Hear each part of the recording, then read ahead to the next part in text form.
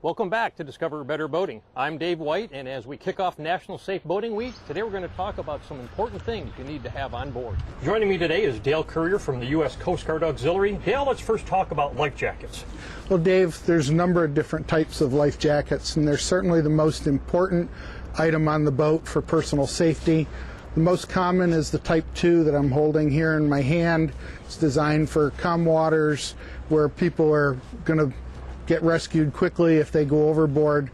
The second type is what you're wearing, which is the Type 3. A little more comfortable, is designed for various different types of boating activities, from kayaking to power boating. Then we go to the Type 4, which is a throwable device. It could be a cushion such as this, or a ring that can be thrown to a person who's in the water.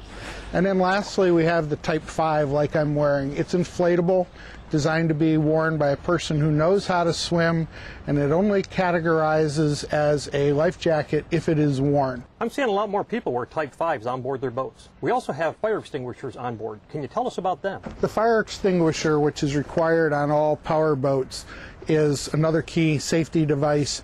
A couple things of real importance. One is to make sure that it is charged, and that can be determined by looking here at the gauge and should be checked periodically. Secondly, good to flip it up and down to keep things loose, and also important to know how that it operates, because when a fire ensues on the boat, not a good time to figure out how it works. Dale, tell us about flares, if you would. And it's important, again, one, that they be in date, and the date is stamped here on the flares.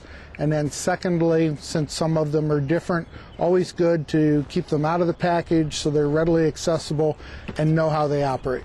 I want to thank Dale Currier from the U.S. Coast Guard Auxiliary for that great information. Also, be sure to check the New York State Boater's Guide for all the equipment that's required and recommended on board your boat.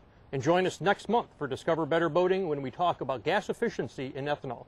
I'm Dave White. We'll see you next month.